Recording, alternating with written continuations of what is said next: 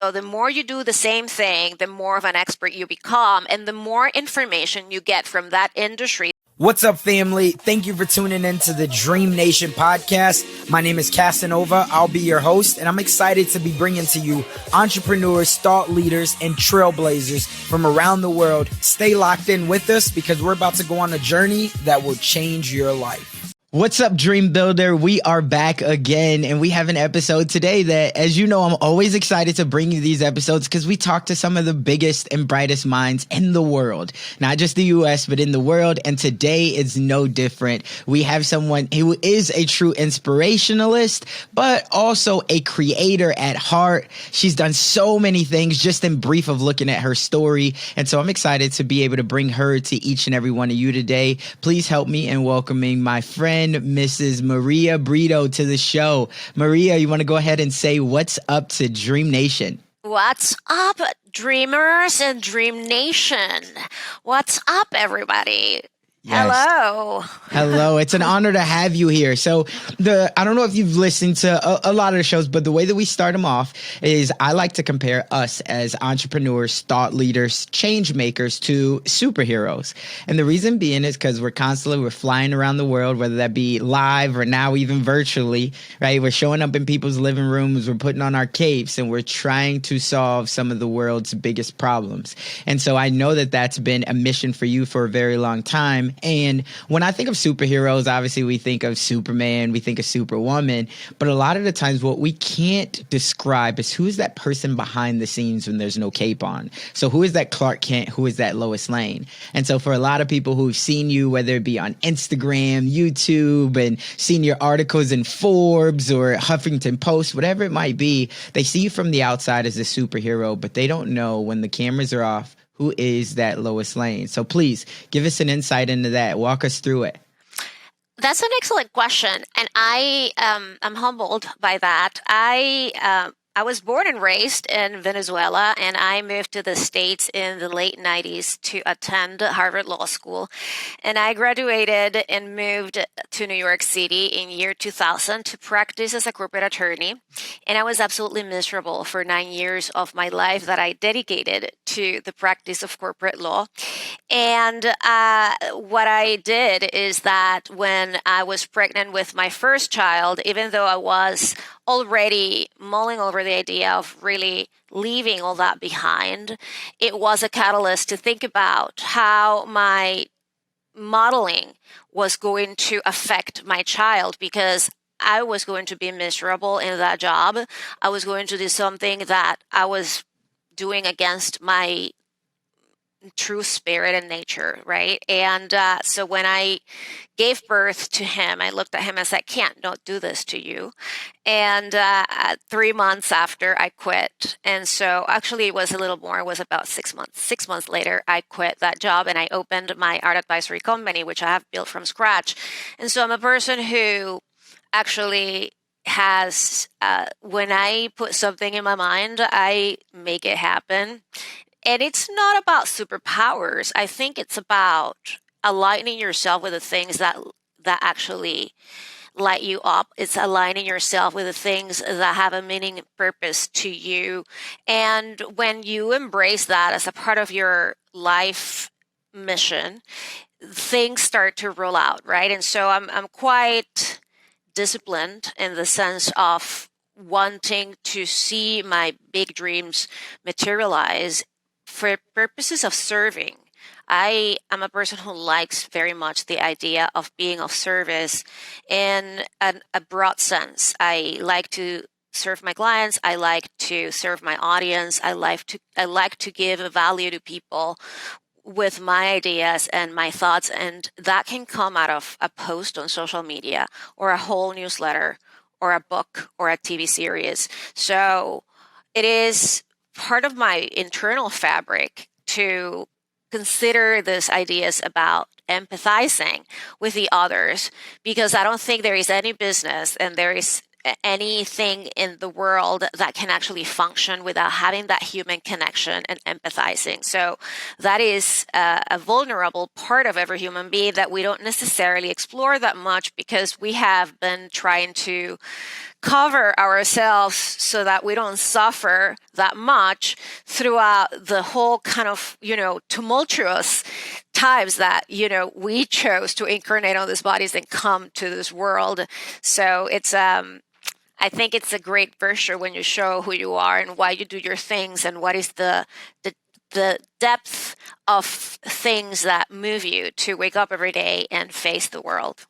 Yeah, no, there's so much to unpack there, especially in your journey. So you came over here. First, let me ask, was it a dream for you to go to Harvard Law School, or was that just what you felt like was most qualified for your goals at that time? It was not my dream per se. This was something my parents had brainwashed me as a child that I needed to follow a dependable career and I needed to be an engineer or an architect, a doctor or an attorney because they did not have a lot of money. And so they thought that the best way to safeguard my future, if you will, and protect me was for me to have that kind of dependable career that I was going to be, stepping on and sort of like milking for the rest of my life. But they didn't really know me. They didn't know that I was an artist and I really was a performer and a singer and that, those were the dreams of being a child who I was going to auditions for school plays and I was always selected. And as I got older and things started to get serious and I started to get offers and things like that, then my mom was like, no, we're going to cut all this bullshit out. You're not going to do that. That is for prostitutes. So that was really, I was very, very brokenhearted when that happened because even though the whole brainwashing had been going on for years, right, about what career I had to pursue, it was never something that I said to myself, I'm going to do it, like what they say, right? But when the whole, career as a performer was really, ended by my mom, I knew I had to do something else, right? And so the dream was more like, yeah, I think that actually it was a dream to be a student at Harvard and graduate from that super incredible place. And especially for someone coming from the depth of the third world, to be honest. So it was an incredible opportunity that I will have with me for the rest of my life, obviously, because nobody can take that away from me. And also I did enjoy it. I made enormous, amount of incredible friends. I met a lot of people. I learned a lot. I mean, it's like, wow, right? But it was not where my skills and talents were. It's just that once you do that, you have to actually pay for, all the things that you need to pay for, right? And so you need to get the job as an attorney so that you can continue having what you already invested so much time and effort and money in. And so that was the path, right? I mean, you were 23, I was 23 or whatever when I moved to New York, or 24. And I just didn't know that I could have anything else that was outside of where I had invested my, previous years, right? And so the dream wasn't mine, but it ended up to be a very dreamy opportunity. And I'm extraordinarily grateful for that.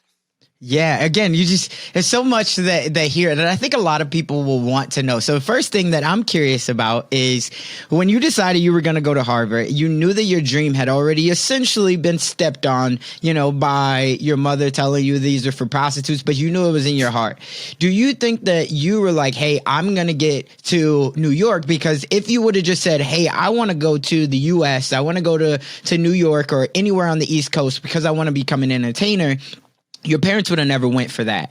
So then you said, hey, you know what? This is my opportunity to be able to get there. But in your mind, were you truly going for the pureness of going to Harvard to accomplish that? Or were you going to get out of your current environment, put yourself around bigger minded people, but then you knew that at the end of the day, you were always going to try to get your foot back into the entertainer space?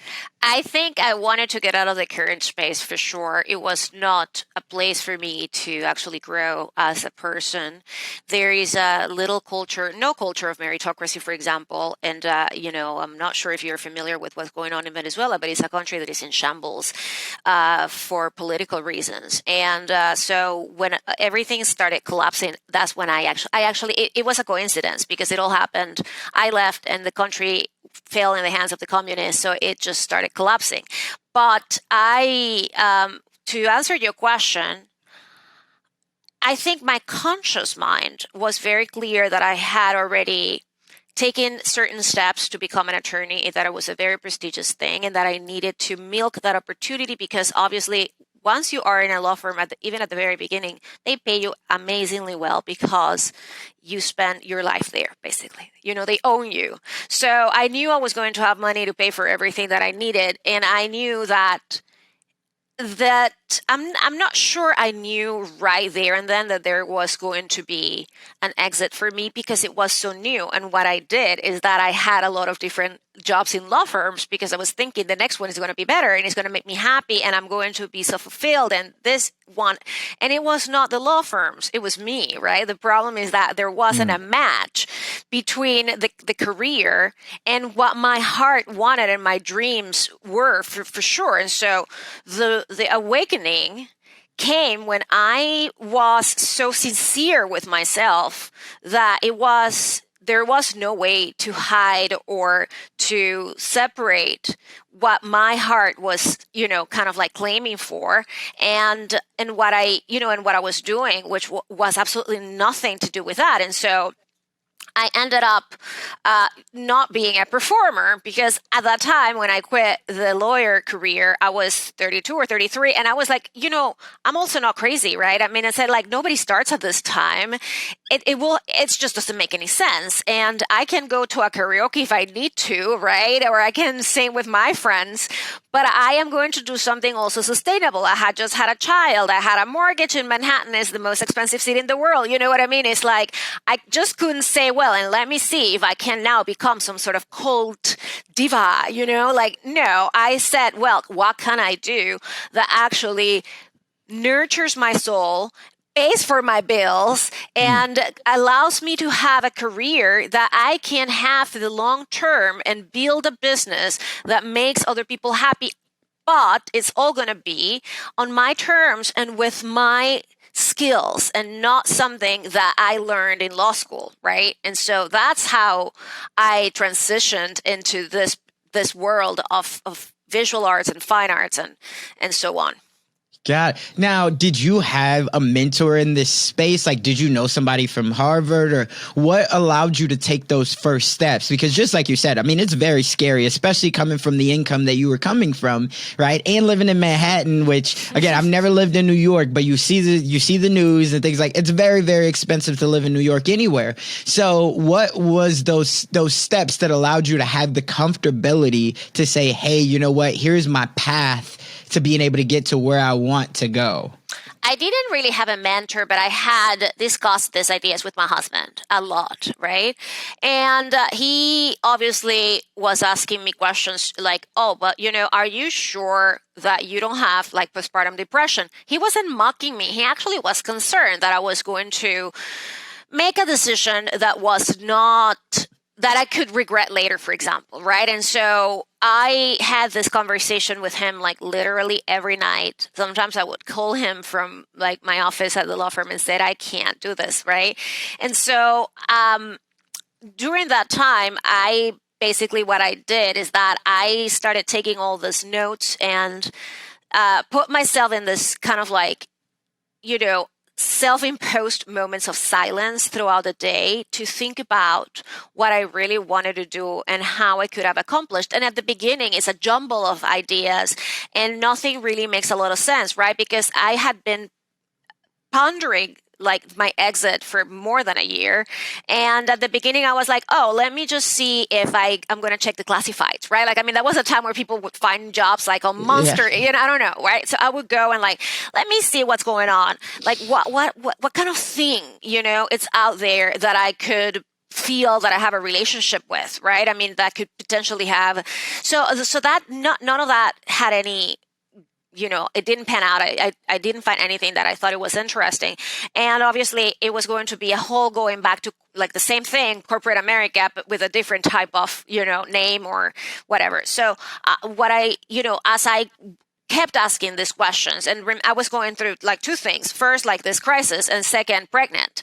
So it was like a lot for the brain and the body to actually digest at the same time. And so that's why when the baby was born, at least I could utilize the energy to think through these things. And I spoke with my husband, and so until the time he said, look, I wrote the business plan, and I showed to him, not to ask him for approval, but to ask for advice if he thought, this could be something interesting. And he's like, listen, whatever you want to do, you will do if you really commit and you're passionate about it.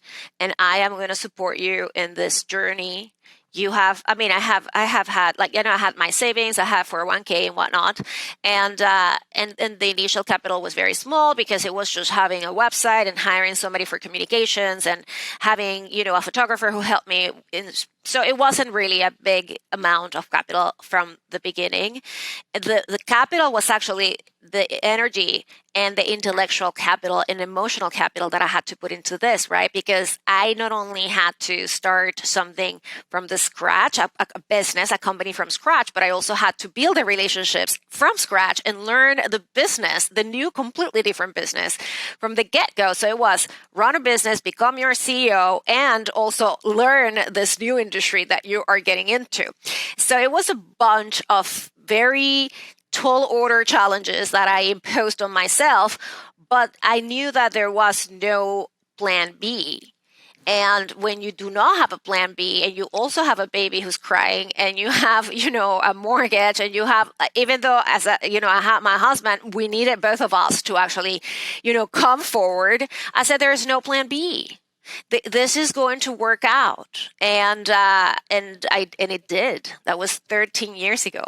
Wow. So in the beginning, when you say you wrote your business plan, was this about being a art consultant, or what? Was it that business, or was there a different business before this? That was the center of the business. The center of the business was always incorporating art into people's lives in a variety of ways, whether it is their offices, their homes, understanding how to collect, understanding what is, how to diversify assets through art. So that was always there, but it had a lot of different variations because at some point I got very excited. And so I was helping people with design and art at the same time. And but that was way too much. It was not, it was a business that actually gave a lot of money, but it also gave a lot of headaches. And I was like, no, I left a law firm so that I could have something. Yes, as an entrepreneur and business owner, you're always going to have headaches, but I wanted to minimize them. And so I said, this is not really the amount of pleasure this is giving me is relative to the amount of headaches. So you've got to go, right? So I cut that off, but it takes time. When you open a business, you're going to make mistakes. You're going to take turns. You're going to adjust to current conditions. You're going to pivot and shift. And one of the things that I did from the get-go that was the most brilliant thing I did is that nobody in the space was blogging or using Twitter or Facebook, which were the only social media networks available at that time. And the people who did the job as an art advisor or consultant were very, very button up, and they were very transactional. And it was also like, okay, so they had these clients, but they really didn't curate the collections inside of their houses, or they didn't really want to expand to teach others their knowledge and democratize the art world and, bring the imagery out or create, a forum, a community. So nobody was doing that. Nobody. I was the first person to do this type of thing. I was the first one to blog about artists. I would go to the artist studio and blog. And at the time, what existed was WordPress and Blogger. That was it. There was nothing, no Squarespace, none of these fancy fabulosities that exist at the time. So I was the first person to do that. And when I started getting the feedback from the gallery owners and the artists themselves, who were big artists, right? And so it was like Micheline Thomas and, Kenny Scharf and things like that. People who have had, extraordinary careers in the arts.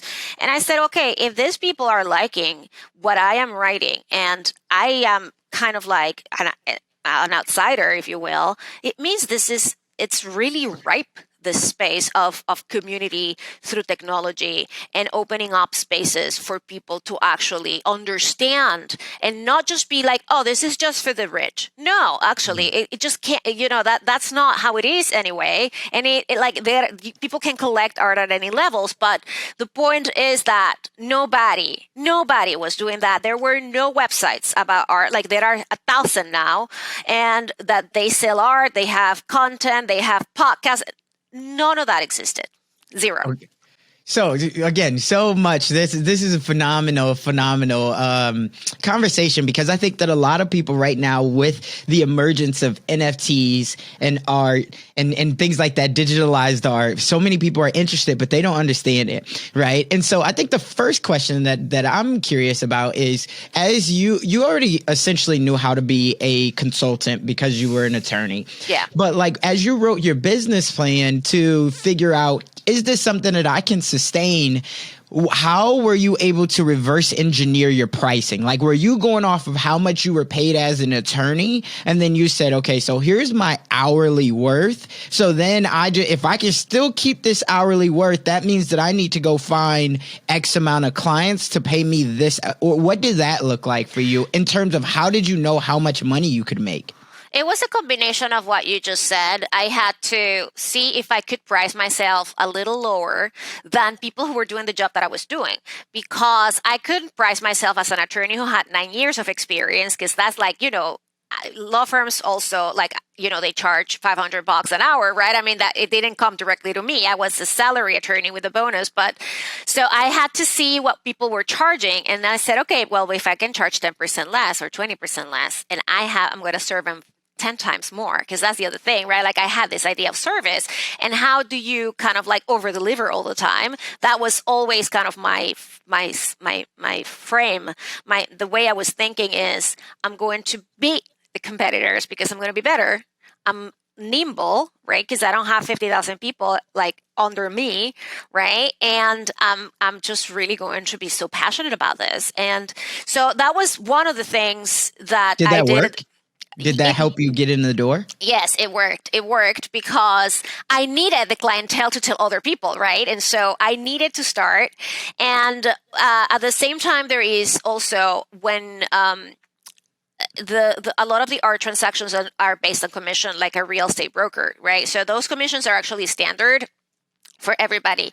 So it's usually at 10%. It depends. It could be anywhere from 10 to 20. It just varies really dramatically. So that was kind of like an easy thing, because I was like, and I have access, right? And I see, here's the thing. When people are considering making a change of careers and they are afraid, or they want to start a business in an area where they absolutely have no experience with, that is usually the wrong thinking. That you think, I have no experience there. I mean, unless you want to be a surgeon, then absolutely not, right? Like, I mean, that's not something that anybody Right. can do suddenly. But if you're thinking about switching careers, and people are like, but I can't because I have no experience. Actually, the opposite is true. When you are an outsider, you do have a vision and an ability to grasp things that people who have been for too long in that type of industry or area, they have developed so many blind spots because they already know how to do things so well that they get comfortable, right? And so the more you do the same thing, the more of an expert you become, and the more information you get from that industry. That actually, it's obviously important. You want experts, but also those experts start missing the things because they are so good, and they are also busy, and they are not as curious as they used to be at some point. So that was actually part of my saving grace, was that since I was an outsider, I came in with a very fresh approach to things, and the art dealers that allowed me to get the work, because that's the thing, right? Like, it's a lot of doors that you have to open until you get to the artwork to sell to your client. So these art dealers were so receptive of these ideas that I had of democratizing, of blogging, of putting it on social media and boosting, and they were like, wow, so far nobody has done this, right? I mean, this So would you girl. And I'm so sorry, but just No, so it's I don't okay. forget. So would you say that this became, because you have a very vibrant personality. You have a very driver type personality too, that you could clearly see if I set my mind to it, if I say I'm going to do it, I'm going to do it. And I would imagine, because again, I've never been really involved in this art world, at least not as of yet, but I would imagine that it is just like you said, it's kind of for the lifestyle of the rich and the famous, and it's more clicky, right? Think of the commercial world or the high end luxury real estate world, because I'm involved in that and I know it, but it takes time to break through those doors. For you, was it because you differentiated yourself so much that you were able to break through? Because it feels, especially being a woman in New York City, you would think that people would count you out. She's not from here. She doesn't know. She doesn't have those connections. She's just an attorney. Did you experience that, or you got No, lucky? I don't, nobody's lucky. You make your own luck, actually, right? Very true. What I did is that I studied everything like crazy, right? I mean, I had a very, very like limited amount of time to learn about these things, right? But I prepared myself before I shook any hand to say, well, I've been following your career, or I've been following your career of your artist, or and so there was like literally, first of all, honesty on my part. I wasn't lying, right? Second, I was fresh. And third, I had great ideas. But the truth is, like, I didn't have any connections. I didn't like the clients that I had when I was an attorney belonged to the firm. There were mostly bankers and Wall Street people those people are not I have a ton of Wall Street clients, but they are not those people, right? Right. And so what I did is like I leveraged the power of an incipient trend, which was social media, right? And that helped people notice me. And at the same time, it built my education because I was writing and I was, photographing these people and I was coming up with so many ideas, right? And that actually is some of the things that being an attorney helped me, is that I was a really good writer. And so being able to put my thoughts together in a piece of paper already given me a leg up, because I knew how to do that and I was getting better at it. Because at the beginning, it was very dry and boring, like a lawyer and whatnot. And it became more human and interesting as the time went by, right? And I was a hustler. I was like, okay, you know what? Let me email Forbes to see if they need something. Let me email Huffington Post to see if they publish my story. And so it was this, actually, when they call it beginner's luck, it's because people come into situations with no preconceived notions of what's going to happen.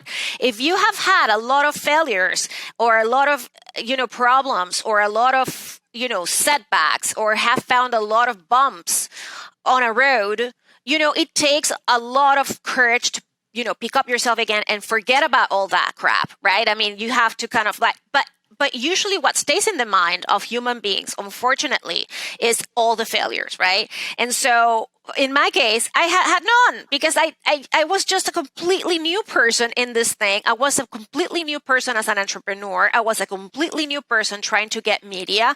And I was like, okay, let me see if I email the woman at Forbes to see if she says yes. Let me see if I email the woman at, Elle and she says yes. And people say yes, right? I mean, that's the thing. It's, there was not, like a lot of, a lock here. It was obviously a different time where things were not as saturated, right? Because now people are overwhelmed by the amount of things they have to do, but the amount of information that comes through their phones every day. I mean, listen, at the time, there were no smartphones. That's how old I am and this business is, right? Like I literally started 13 years ago. I had a BlackBerry. The exact same time I opened the business is when the iPhone came out. And I had like to part with my BlackBerry, right? Because the future was in the iPhone. And thank God, right? I mean, and so the culture of snapping images and beautiful images did not exist. None of these things existed. You wouldn't get all these feeds of information on the phone, right? And so people had a different kind of like space in their minds because they were not as overwhelmed.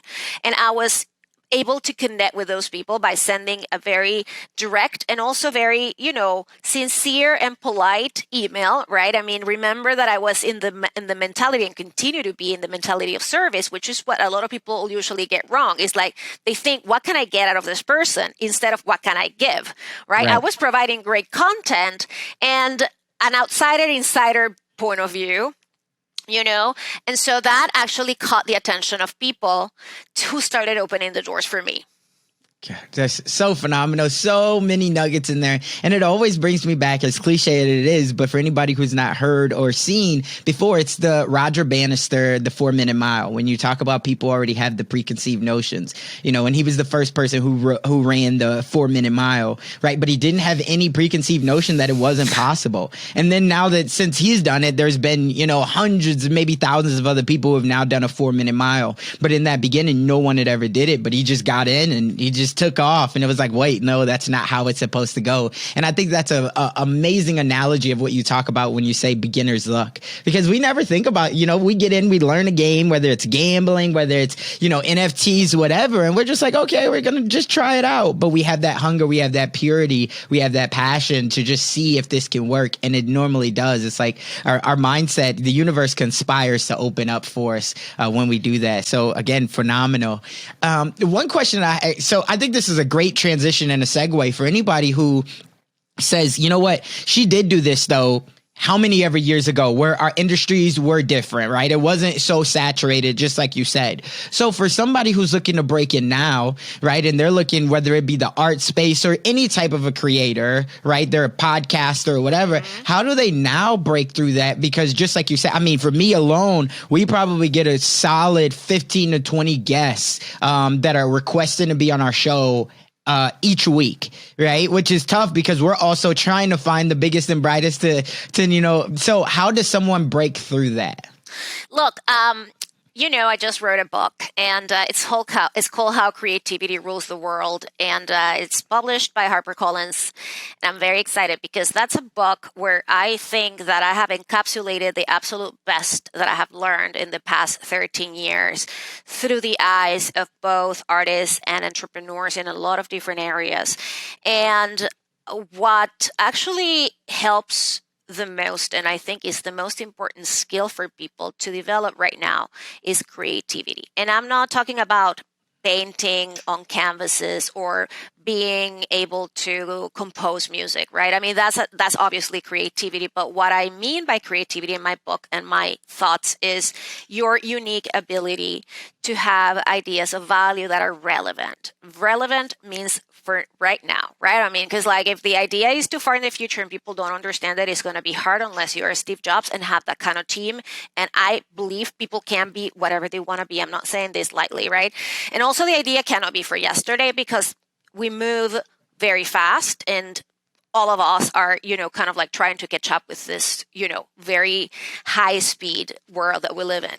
So why is it so important to have creativity is because it allows you to stand out no matter what you do, whether you're an accountant or you're a real estate broker, or if you are just, you know, an entrepreneur, or you work in a company and you want to be an intrapreneur to gain more power, position, whatever, right? And so how do people stand out? How do people get noticed is by actually utilizing those abilities to come up with unique ideas of value. And so where do those ideas come from? Each one of us has a very different upbringing, a very different background, the studies that we have had, the schooling that we have had, the parents that we have had. And so all those experiences have actually informed our way of seeing the world. And the truth is that we don't know, right? Like I don't know everything about everyone, right? Like, I mean, when somebody just, you know, just goes with emotion and doesn't really utilize the story, the part of them that makes them unique,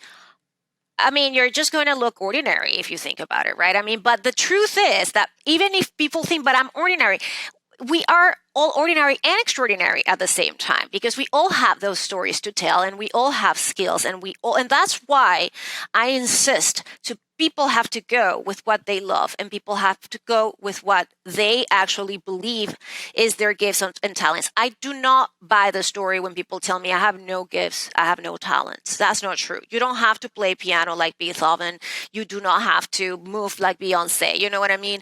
There are thousands and thousands of different things that people do where they can leverage and materialize those ideas to make money, to stand out, to break through, to be the best and brightest, right? And so that they don't fall in the same trap that I fell from when my parents told me that it was not for me to actually stand on a stage and sing in front of a crowd because that was not the right thing. And I believed it. I ended up selling out, and then I took a long detour and ended up doing something that, although it's not being on a stage, I am of service to the world. I am, helping people discover artists. I'm helping those artists.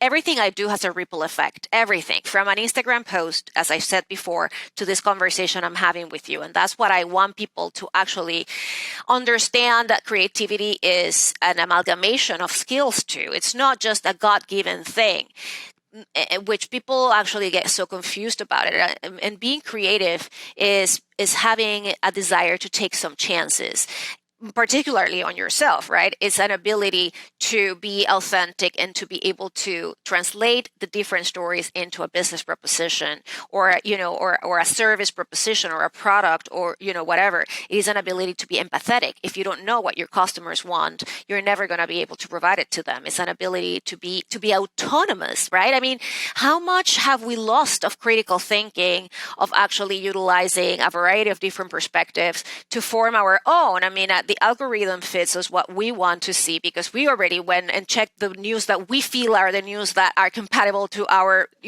But what about the other side? I mean, could there be a nugget of enlightenment there? Potentially, I'm not sure, right? So the thing is, we already have everything that we need to succeed. I understand that there are certain challenges with, let's say, capital, or there could be challenges when, as I said before, trying to shift careers and the amount of things that you see that are not going to happen for you because you don't have an experience in that business. And so I'm not minimizing the challenges. The challenges may be very well real, but also there has never been a better time to do great things because the world needs people with fresh ideas. The world needs people with adaptability of the mind and spirit. The world needs people who are willing to show their true colors and who they are in their true ideas. And since the pandemic hit, a lot of people have been quitting their jobs. A lot of people have been starting businesses. There have been about 10 million filings of new businesses in the United States, according to the U.S. Census and the Small Business Administration, and that happened between 2020 and 2021. 10 million new businesses is not a joke. Imagine the amount of employment that can come out of that. Imagine the amount, like that is actually what's going to restart our economy and hopefully placate this inflation that has been created, because we need those businesses to succeed. We want them to thrive, right? And we want them to be able to stand out and to be creative. And that's why I wrote this book. I wrote this book with the intent of giving people a blueprint that allows them not only to have confidence in themselves, but also to see things from a different perspective. If you see things from the same place where you've been seeing them, you're not going to get unstuck. I love it. I love it. So much wisdom through there. And yeah, when you say numbers like 10 million businesses, right, and 2 million people that have, let go of their jobs, it really just shows. And I would say, I would echo the fact that now has never been a better time for you to be able to go after your passion, your dreams, right? Because, 5 years ago, 10 years ago, I don't care what age that you are, you didn't have the same opportunities that you have now.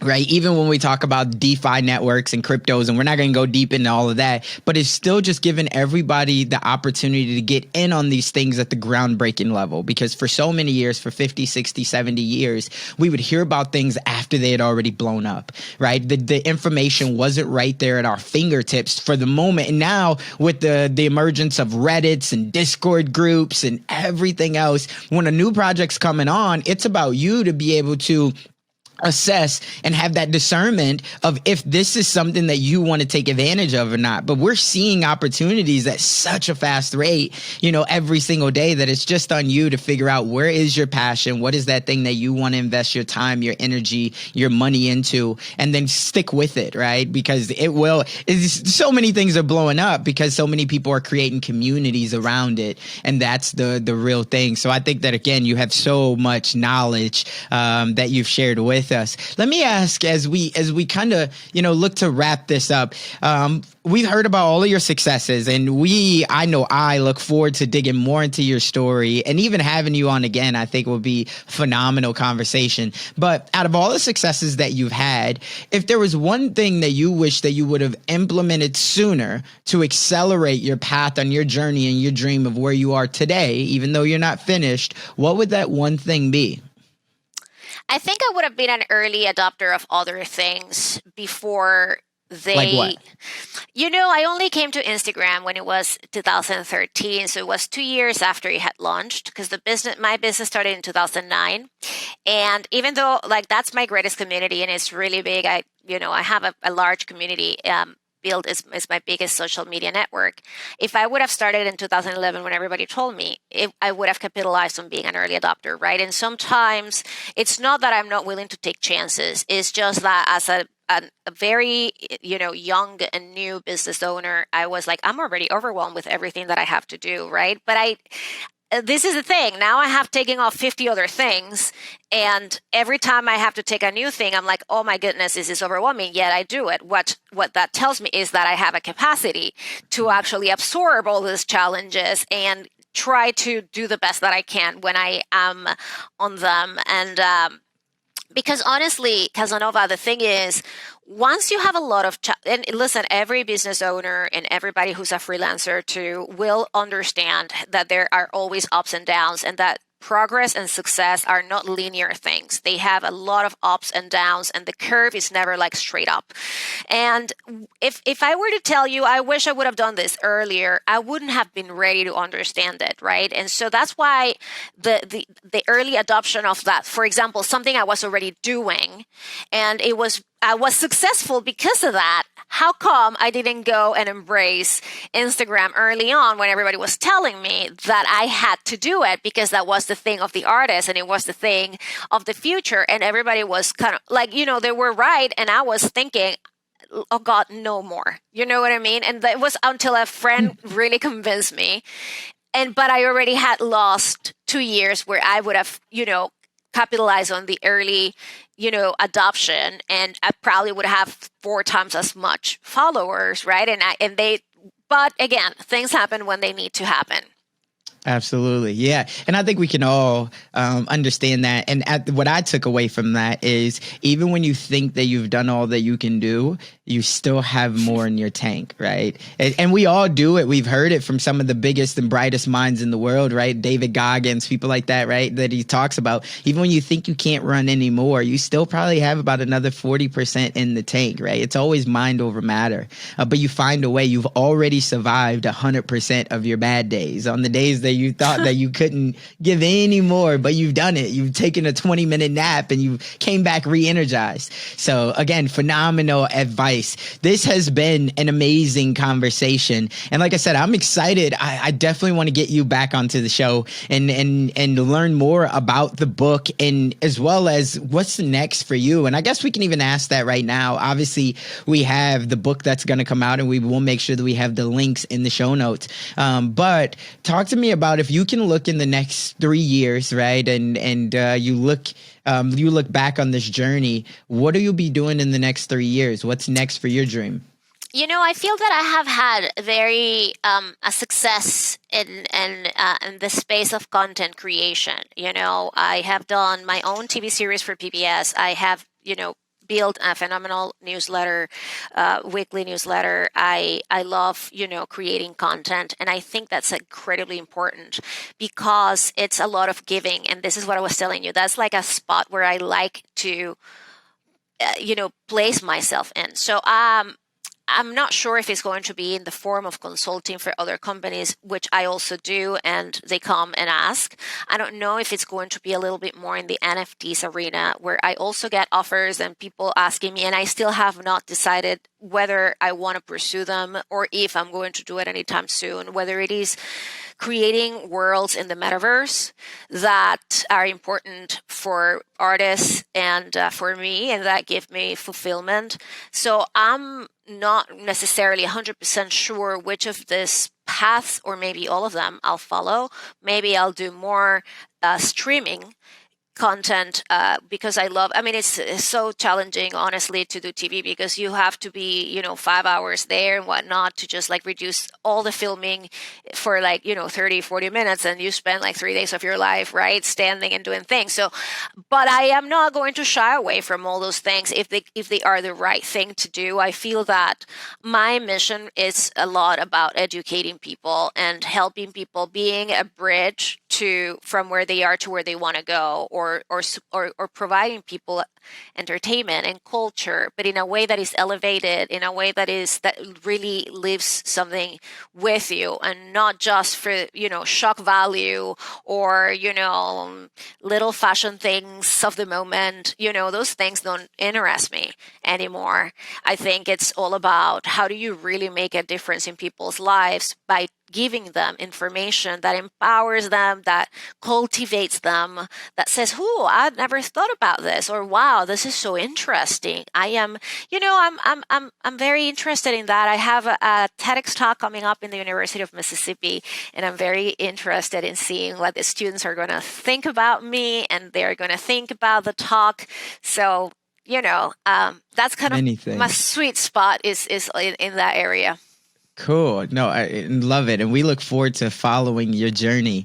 Again, this has been a phenomenal conversation. I want to be the first one to tell you today, if no one else has told you, thank you. And I really appreciate you.